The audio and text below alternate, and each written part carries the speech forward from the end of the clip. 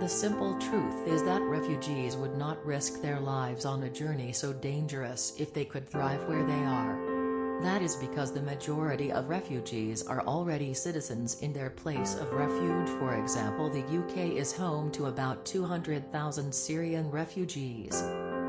There is no risk to them if their home country or the host country decide to deny them permission to stay. There is also no risk to any of the refugees if they are prevented from entering the host country from where they have fled. What is the difference? It is the home country. The reason why a refugee is allowed entry into the home country is to let them stay in safety, for example safe passage to their country of origin. The host country in most cases does not allow entry to the refugee because that would be a violation of the host country's immigration law, which in most countries is written into their constitution. Even if they are allowed entry through the host government's immigration agency and then to the refugee, the host country may refuse to grant the refugee entry. The simple truth is that refugees would not risk their lives to go to America to escape extreme violence. But despite his rhetoric, Trump seems to be oblivious to how important the safety of those who may have to make the perilous journey in order to get to the United States is. According to data compiled by the New York Times, roughly 60,000 people have traveled to the United States at some point while fleeing persecution, but only around 1,000 of those have gotten into the country. And if a significant number of these refugees do end up at the border, how will the United States deal with them, given Trump's policies? The best it can probably do is keep the refugee numbers low enough to scare Syrians away and to prevent it from looking as though it's possible that Trump is being serious about this. The simple truth is that refugees would not risk their lives on a journey so dangerous if they could thrive where they are. I can tell you one thing for certain, they will not, and in fact, would almost certainly prefer not to. And I have to admit, their reasons aren't very convincing.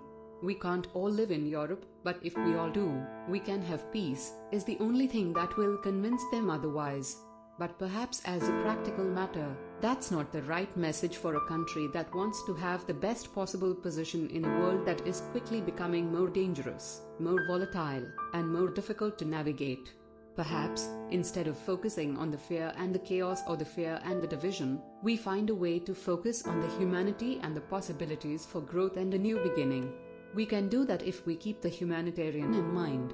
It is the kind of compassionate message that can make a difference. The simple truth is that refugees would not risk their lives on a journey so dangerous if they could thrive where they are. The refugee has to be prepared to leave a home to try and earn a better existence by becoming a successful, independent man or woman in another country. No good person who is willing to leave their homelands for a better life will have to face the hardship of trying to adapt after fleeing to a new place. I know that some refugees will be grateful for a chance to work and have a secure living situation in the safety of their own country. To many of them, the life of a modern refugee is the life they dream about. I also know that these people have experienced unimaginable hardship and have been subjected to the kind of violence that no one in their world should have to experience. The tragedy of this case is that I see some people in my country talking about bringing Muslims into this country for our security, as if we can protect our own citizens from this threat. No, we can't. We can only protect ourselves. If we can't protect ourselves, how can we even attempt to keep? The simple truth is that refugees would not risk their lives on a journey so dangerous if they could thrive where they are. That is why they have arrived in Europe now. It is the European Union that is doing these atrocities. As you will no doubt see if you read the above text, the fact that the writer of this blog, the person who posted, the person who commented, or any other person, is a member of the Syrian people, is the only true indication that what he writes is truly representative of the Syrian people. It is very clear that I am not a representative of their interests and that the Syrians are not interested in the same rights that the majority of members of the Syrian people want to be granted. In order to address what is obviously the fundamental issue that I believe is at the heart of this issue, I say to you to read the truth. What has been said and written at the start of this blog is not just to support the position of the Syrian people, but is a factual and honest representation of what most of the Syrians believe, which is to be treated the same as all other people in the Middle East.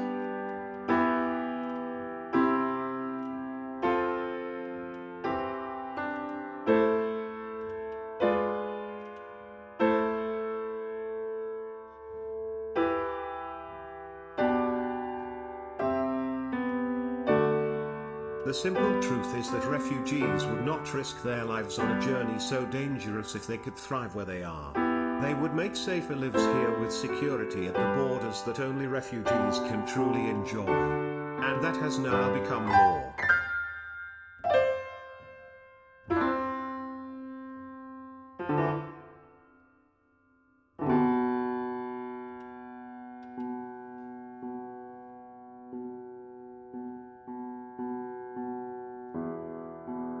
The simple truth is that refugees are not arriving at the frontiers of Europe. They are not coming out from Asia. They are not coming from North Africa or the Middle East. The reason was that Europe was already at war with one form of government after another, before the refugee crisis began. There is little evidence that the refugees are coming from Europe, not the other way around. And this is the key point that cannot be emphasized enough. Europe has become part of its own tragedy. As the world moves increasingly into a post-industrial, neoliberal era, Europe seems to be increasingly at the center of the crisis. The crisis was triggered not by too big to fail banks but by a series of disastrous austerity measures and mass retrenchment of working class power. Europe is being subjected to a new global competition, one that will be dominated by China, India and increasingly Russia, and the United States. It does not take a great leap of imagination to understand why Europe is now an incubator of radicalization by these other powers. The simple truth is that refugees would not bring a different culture to Canada, or make it more welcoming to the world as a whole. Rather, they will disrupt the social and economic fabric of the country for a shorter time than expected. In other words, the refugees would be a permanent disaster. The Canadian economy would be thrown into turmoil and there would be very little prospect of it improving. On the one hand, a temporary solution, as described above, will not work in the short term, as the economy of the country needs time to adjust.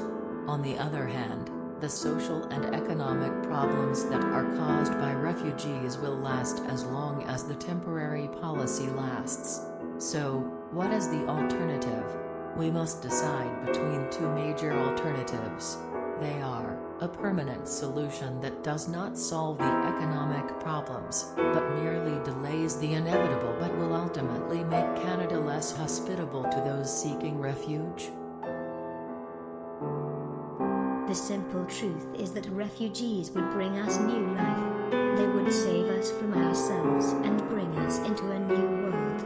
Our own lives will change greatly as we are drawn into the new world.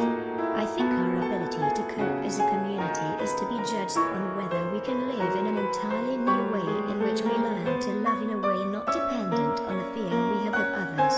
It makes life hard and scary to live through the fear of someone else's rejection of us, but as a community we can live through it in a healthy way. We can learn to say I love you, without needing to fear the response of a person or group who does not know our values.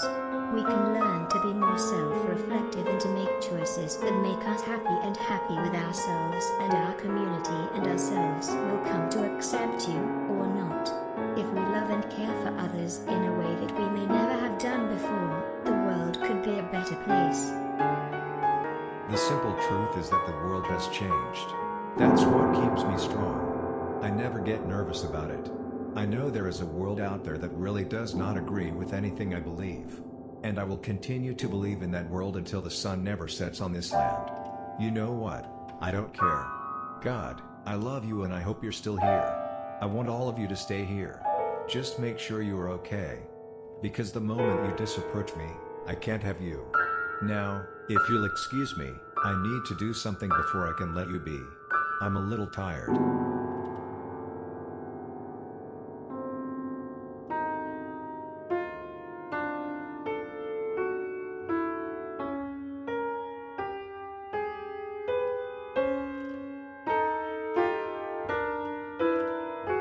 The simple truth? The boy suddenly paused in his speech. I don't know where to start. How about the answer to the question, what did I do to deserve this? What did I do to deserve this? Did you get the money you were owed, because you cheated a lot? The boy's expression seemed to have changed, and all he said was, why don't you get out of my sight? The man leaned back in his chair. He had been a very different man than the one who had given his son the money. There were still tears in his eyes and the old man's voice was cracking. It's too hard to tell. That's my story.